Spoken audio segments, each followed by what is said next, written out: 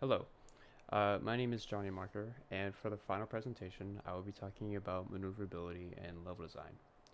The reason I chose maneuverability is I love utilizing basic and advanced movement in any game, whether it's a parkour, FPS, stealth, or just any fast-paced game that includes cool movement techs. I also found maneuverability to also be a big part of how great games often feel good to move through, and I wanted to understand how designers achieve that. So for the topics, I will be discussing the definition of maneuverability and how players move and interact with game levels. How does level design impact the overall structure of maneuverability, and how player abilities shape level design. So first, what exactly is maneuverability? Well, in game design, it refers to how easily and effectively players can move through a game's world.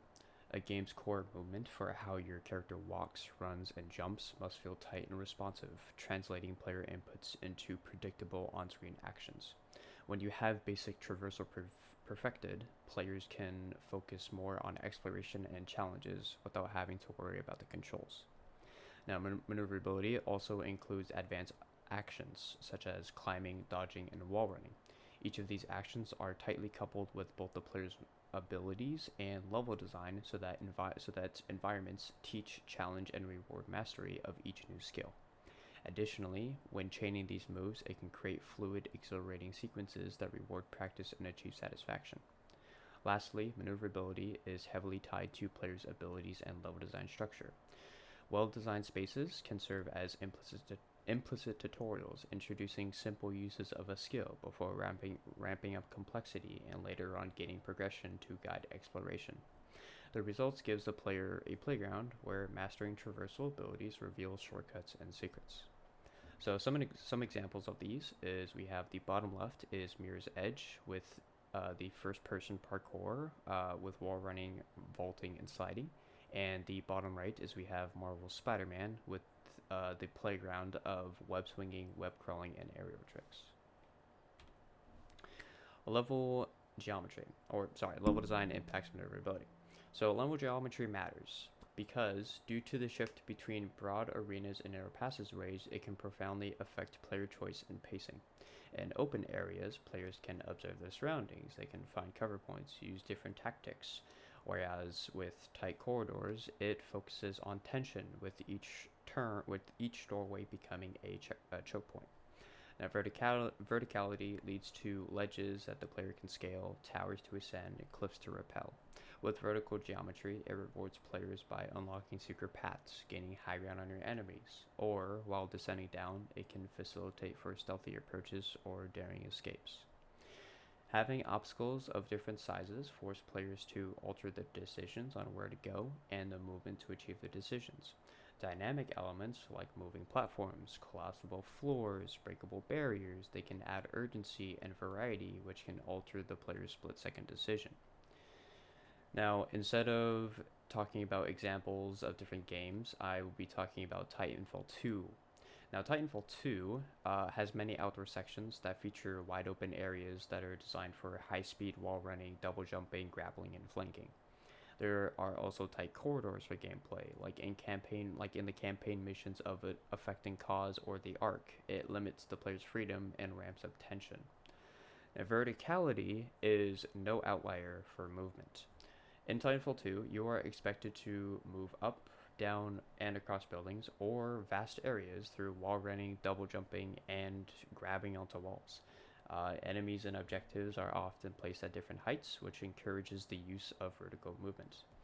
Um, a really awesome map and a perfect map for this would be Angel City, as it contains close quarter buildings to encourage wall running, double jumping, grappling, and verticality.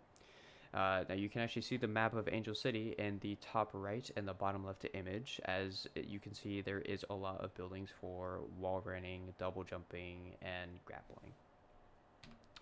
Alright, so how do player abilities shape level design? So, game environments are often built around what the player can do from the start. If the characters can wall run, climb, slide, or dash, or even just run, jump, and walk, the level will provide surfaces, gaps, or obstacles to demonstrate and encourage those actions. This will later develop into muscle memory for the player to expand their arsenal of different maneuverabilities. In many games, as the player progresses, they gain new movement abilities that expand on what's possible for combos.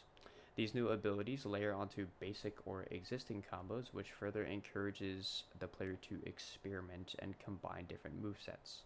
As players become more skilled, well, the game gets harder. Designers introduce tighter windows for decision making and harder layered obstacles.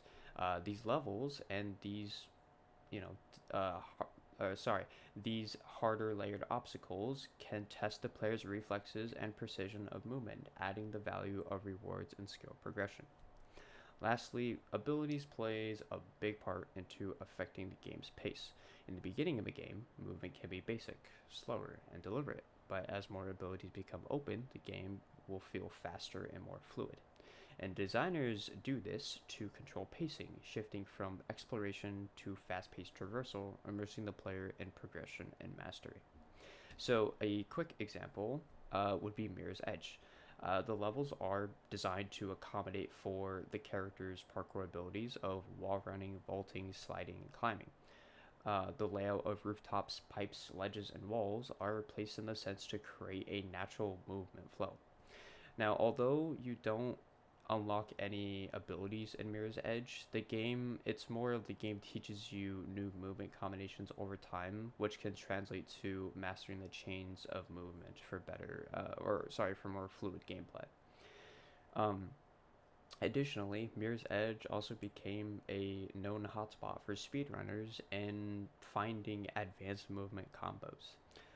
With diverse layout and crazy chain movements, the game also steps up to introduce complex platforming sections, which can push for advanced movement combos, a faster pacing, riskier paths, and just the overall intention of mastering parkour.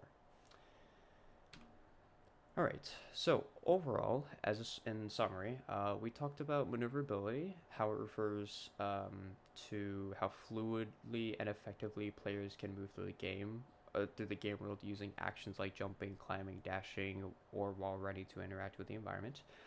We also talked about how level design impacts the experience through shaping the spaces that the players navigate through, whether it's an open or tight area. And we also talked about how different abilities determine how the levels are built with challenges and pathways to reflect what the player can do. And there are my sources, and that is my final presentation. So thank you, and I hope you have an awesome day.